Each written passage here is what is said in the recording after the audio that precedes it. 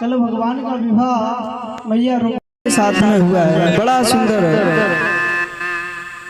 महाराज भीष्म महाराज की पुत्री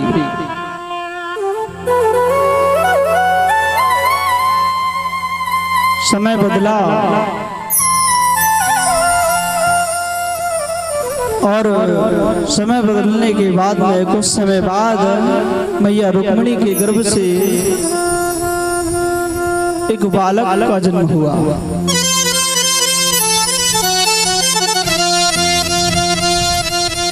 शंभरासुर को पता चला तो वेश बदल करके ये शंभरासुर भगवान कृष्ण के पुत्र को प्रद्युम्न को लेकर के चला गया।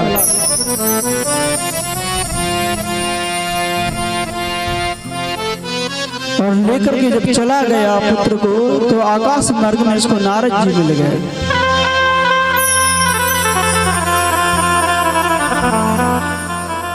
शंभरासुर को पता है यही हमारा काल है। नारद जी कहने लगे इस पुत्र को कहां लेकर के जा रहे हो? शंभरासुर कहने लगा इसको मारने के लिए। नारद जी कहने लगे मैं तुम्हारा हितैषी हूं, एक बात बताऊं तुम्हें। शंभरासुर कहने लगा बताइए गुरुदेव।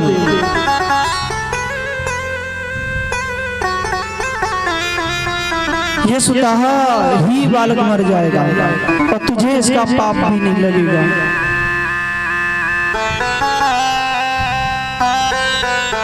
शंभरासुर ने कहा क्या करें गुरुदेव? नारद जी कहने लगे इसको समुद्र में फेंक दो, मछलियां खा जाएंगे इसको और इसका प्राणांत हो जाएगा। आज नारद जी के कहने पर शंभरासुर ने उस बालक को समुद्र में फेंक दिया।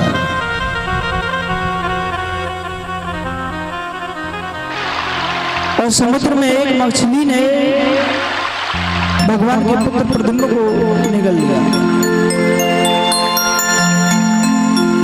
मछुआरों ने जाल डाला है तो वही दिव्य मछली उस जाल में फंस गई है। बहुत बड़ी मछली है और देखने में भी बहुत सुंदर लग रही है।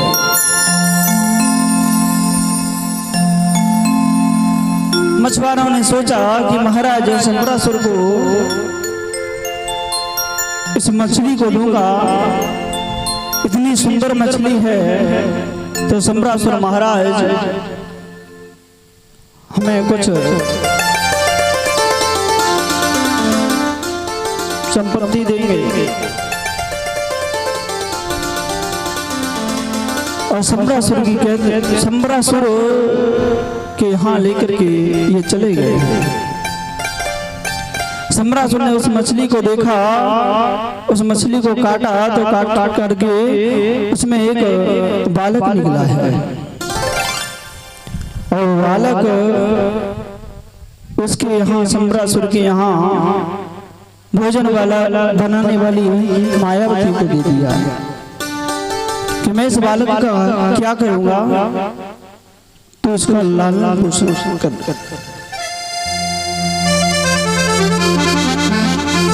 शंभरासुर के यहाँ जो पाकशाला में काम करती थी वो कोई और नहीं, भगवान कामदेव की पत्नी रति, जिसे भगवान शंकर ने वरदान दिया था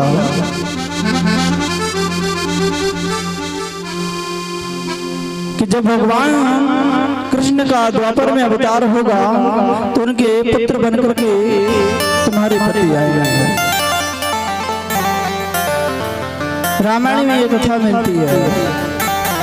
जिस समय महादेव तपस्या कर रहे थे तो तपस्या में बाधा बनने के लिए कामदेव उनकी तपस्या को खंडित करने के लिए कामबाण चला रहा है।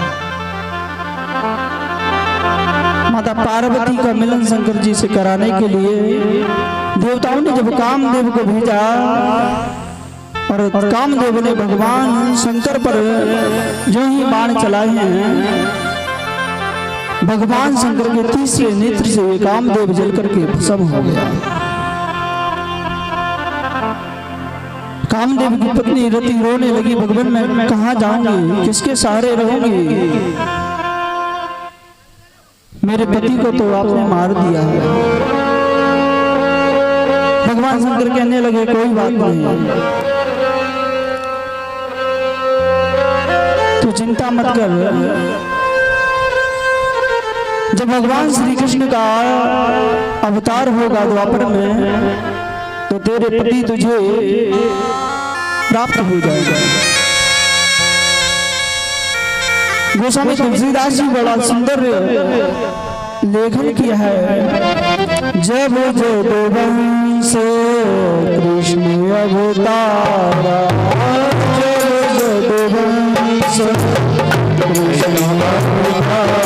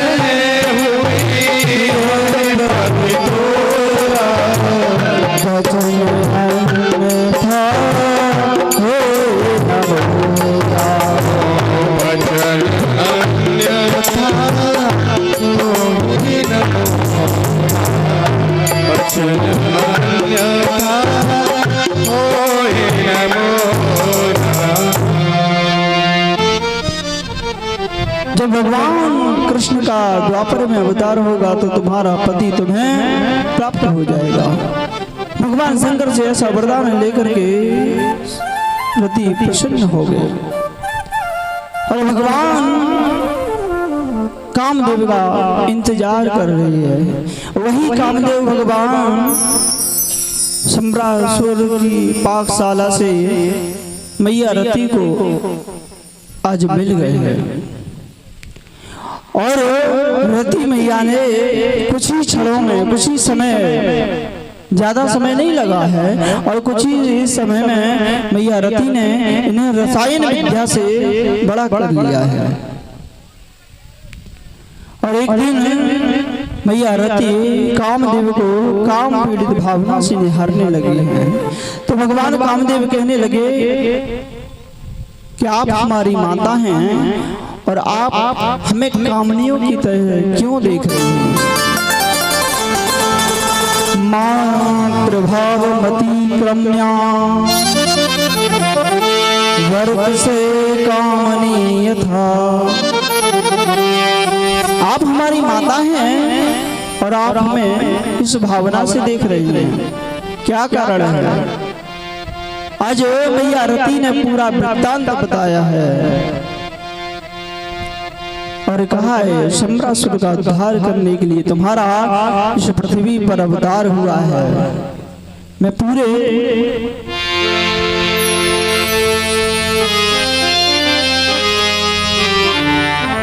बड़ा सुंदर भाव है। और जब ब्रह्म महाराज को रति मैया ने पूरी कथा बताई है, मैं पूर्व जन्म में आपकी पत्नी रति और आप कामदेव हैं। बड़ा भीषण युद्ध हुआ है और ये सम्रासुर का उद्धार कामदेव भगवान करके अपनी द्वारका में आ गया। आज द्वारका वासियों ने देखा है तो पहचान नहीं पा रहे, ऐसा लग रहा है कि भगवान कृष्ण ही आ रहे हैं। कुछ लोग भगवान कृष्ण समझ करके छुप जाते हैं। घर की जो बधुएं हैं वो छुप जाती हैं। आज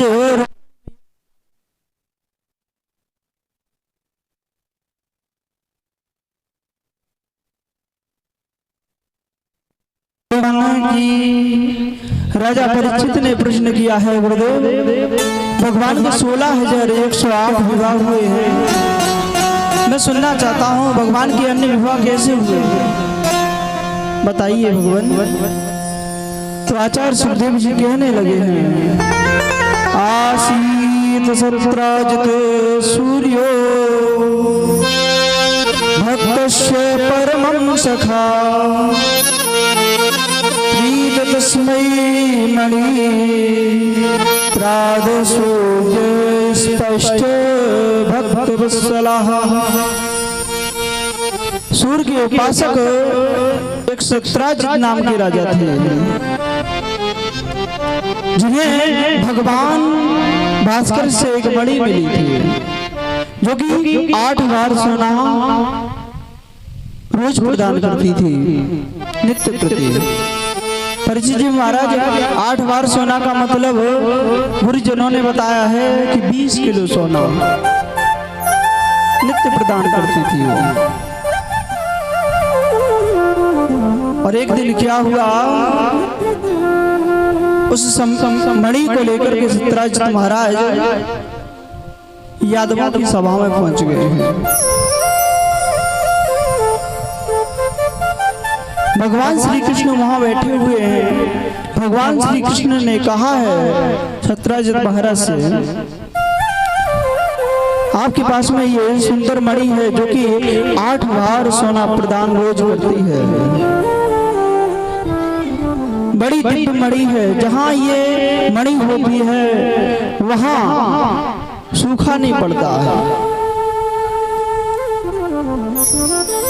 वहाँ भयशोक आपदाएं नहीं आती हैं।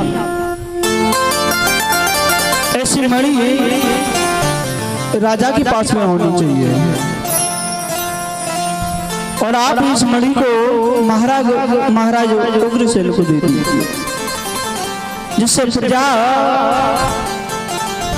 की रक्षा होगी। और सत्राजित महाराज ने उस मणि को देने से इनकार कर दिया भगवान श्री कृष्ण से। एक दिन की बात है, सत्राजित का भाई प्रसेन उस मणि को लेकर के जंगल में शिकार खेलने के लिए चला जाता है। उस चमकती हुई मणि को देख करके प्रसेन पर एक सिंह हमला कर देता है, और जब वो सिंह हमला कर देता है तो प्रसेन की मृत्यु हो जाती है, और वो सिंह उस मणि को लेकर के चला जाता है। और उस मणि को जब जामवंत महाराज ने देखा तो सिंह और जामवंत जी का युद्ध होने लगा, और जामवंत जी ने उस सिंह का उद्धार कर दिया और मणि लेकर के अपने पुत्री जामवती को दे दी है जाकर के। इधर द्वारका में चर्चा चलने लगी है। काफी समय हो गया जब सत्राजित का भाई प्रसेन नहीं आया जंगल से। तो एक दिन की बात है, वो प्रसेन जब नहीं आया तो सत्राजित अपनी पत्नी से कहने लगे हैं, देवी तुम्हें एक बात बताऊं। परीक्षित जी महाराज आपका ध्यान कहाँ है?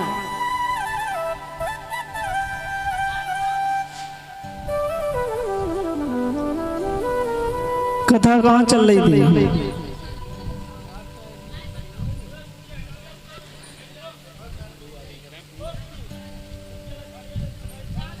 भगवान ने बहुत सुंदर अवसर दिया है परीक्षित जी हमें।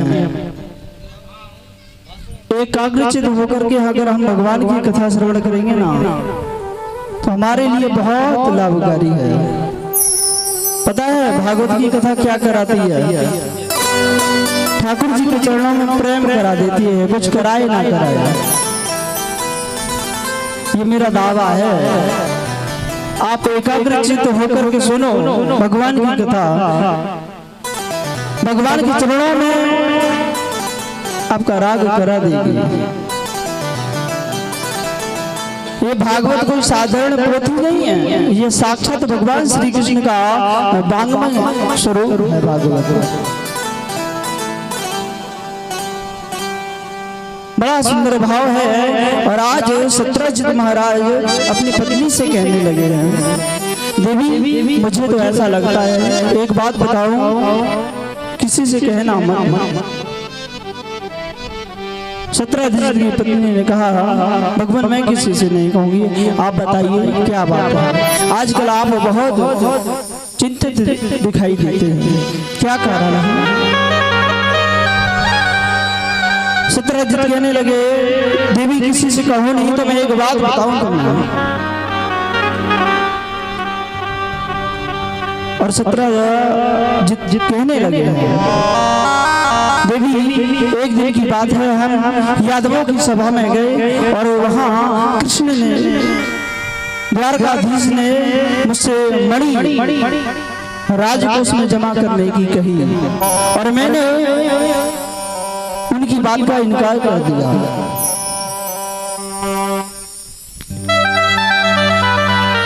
मुझे तो कहीं ऐसा लगता है कि हमारे भाई प्रसेन को मरवा करके उस मणि को द्वारकाधीश ने ले लिया है। मगर मैंने ये बात तुम्हें बता दी है देवी, ये बात तुम किसी से कहना मत।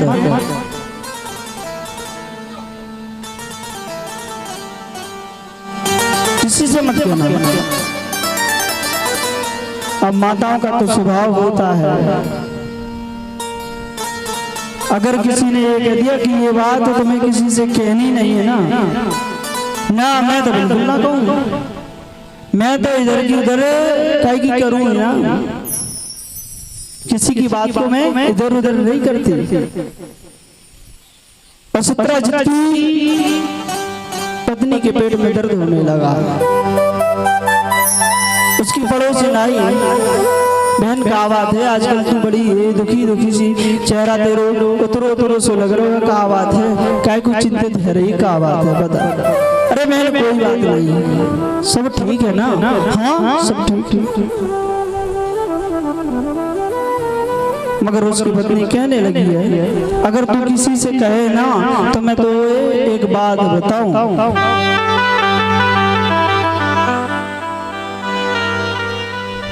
द्वारकाधीश जी है ना जो, उन्होंने ही हमारे देवर प्रसेन को मरवाया है। मगर जी बात मैंने तो बता दी है, तू दूसरी जगह और काई तो कही हो। अब अपना तो उसने पेट का दर्द बंद कर लिया है, उसके पड़ोसी को होने लगे। पड़ोसी ने दूसरी से कही, उस दूसरी ने दूसरी से कहा, धीरे धीरे ये बात पूरी द्वारका में फैल गई और भगवान श्री कृष्ण के कानों तक पहुंच गई बात। भगवान श्री कृष्ण को जब पता चला कि हमारे ऊपर झूठा कलंक लग रहा है,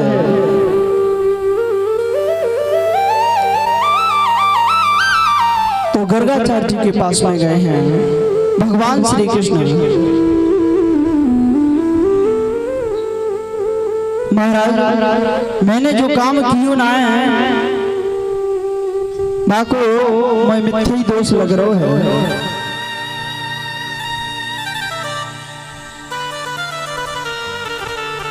और ये कुछ दादाओं के नाम है इस प्रकार है। 500 रुपये बोधी, 500 रुपये 1 मन गेहूं सतवेली, 500 रुपये कलुआ, 1000 रुपये सौदान सिंह मुखिया जी 50 किलो गेहूं, 101 रुपये 1 मन गेहूं दरियाव सिंह, 101 रुपये योगेंद्र सिंह 15 किलो गेहूं राकेश, 200 रुपये 100 रुपए 1 मन गेहूं ज्ञानेंद्र सिंह। 400 रुपए 1 कट्टा गेहूं भोला। 200 रुपए मुकेश 1 कट्टा गेहूं योगेश। 101 रुपए 20 किलो गेहूं तेजवीर सिंह। 50 किलो गेहूं महेंद्र सिंह। 20 किलो गेहूं अनूप सिंह। 100 रुपए 35 किलो गेहूं रघुराज सिंह।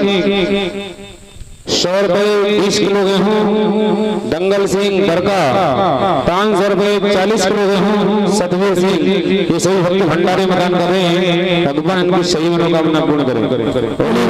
भगवान की दुर्गाचार्य जी के पास में पहुंचे हैं। भगवान श्री कृष्ण कहने लगे हमने जिस कार्य को किया नहीं गुरुदेव उस कार्य का हमें मिथ्या आरोप लग रहा है, क्या कारण है? भगवान की बात को सुनकर के गर्गाचार्य जी कहने लगे लाला तेने साइड में चौथ को चंद्रमा देख ली हुआ है। शुक्ल पक्ष के भादों के चौथ का चंद्रमा देखने से मिथ्या दोष लगता है। ये चंद्रमा श्रापित है, कथा बहुत लंबी है। गणेश जी ने श्राप दे दिया था।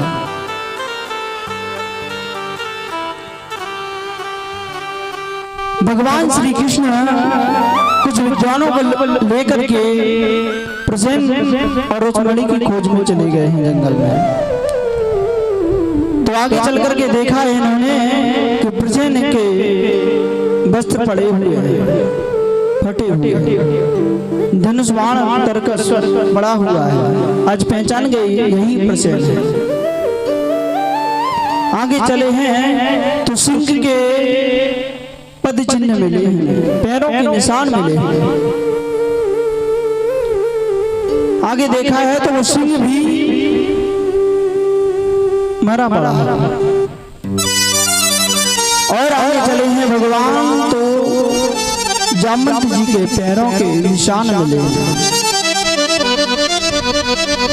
और भगवान ने एक गुफा को देखा है और उस गुफा में अपने साथ में आई हुई सभी विद्वान और सभी साथी गणों को बाहर रोक करके उस गुफा में अंदर चले गए भगवान श्री कृष्ण। उस मणि से खेलते हुए भगवान श्री कृष्ण ने जामवती को देखा अन्य बच्चों के साथ में। और भगवान श्री कृष्ण ने जामवती से वो मणि लेनी चाहिए। इतने में जामवंत जी ने भगवान श्री कृष्ण पर मुक्का का प्रहार कर दिया और भगवान श्री कृष्ण और जामवंत जी का 28 दिन तक युद्ध चला है।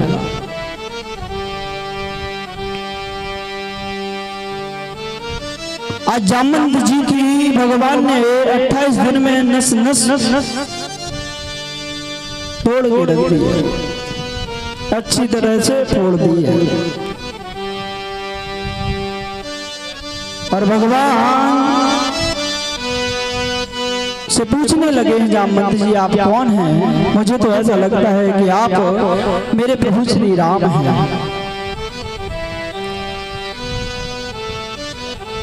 प्रार्थना करने लगे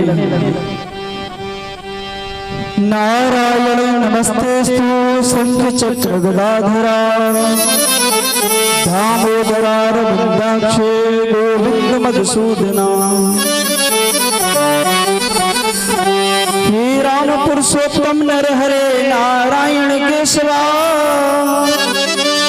हे गोविंद गरुड़ध्वज गणनिधे दामोदर माधवा। हे कृष्ण कमलापते युगपते सीतापते श्रीपते वैकुंठाधिपते चराचरपते लक्ष्मीपते पाहि मां।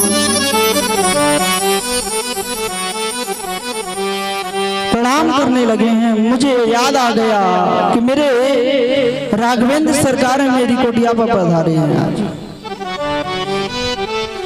एक समय की बात है परीक्षित जी महाराज, जिस समय भगवान राम ने ना रावण का उद्धार किया है और सभी राम जी के जो साथी गण हैं बंदर भालू जिनके सहयोग से भगवान ने रावण पर विजय प्राप्त की, तो भगवान राम ना सबको लेकर के अयोध्या आए। अयोध्या में भगवान राम का राज्याभिषेक हुआ है, तो बहुमूल्य उपहार सबको भगवान भेंट कर रहे हैं। विदाई के समय सुग्रीव जी महाराज को, अंगद को, सबको भगवान ने सुंदर भेंट दी है। उसी समय जामवंत जी भी उस सभा में खड़े हुए हैं। तो जामवंत जी ने कहा है राम जी से, प्रभु मुझे भेंट नहीं चाहिए आपको। भगवान बोले, क्या आपको क्या चाहिए फिर बताइए। जामवंत जी कहने लगे, भगवान राम और रावण आपका जो युद्ध हुआ है ना, वो बहुत विशाल युद्ध हुआ है, मगर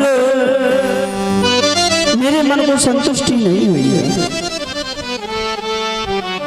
मुझसे दो हाथ आप कर लो। भगवान राम कहने लगे, इस अवतार में तो मैंने आपसे युद्ध नहीं करूंगा। अगर मैं इस अवतार में आपसे युद्ध करूंगा तो संसार के लोग क्या कहेंगे पता है, कि पहले तो बंदर भालुओं का सहयोग लिया और रावण पर विजय प्राप्त कर ली, और इसके बाद में उन्हीं को भगवान राम मानने लगे।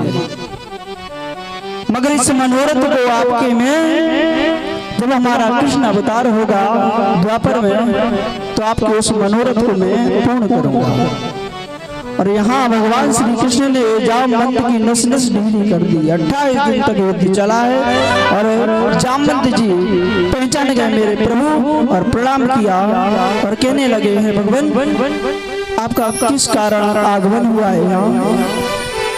जामवंत जी से भगवान ने कहा, इस मणि के चक्कर में हमें मिथ्या आरोप लग रहा है कि इस मणि को मैंने रख लिया है। आज भगवान ने मणि जामवंत जी से मांगी है,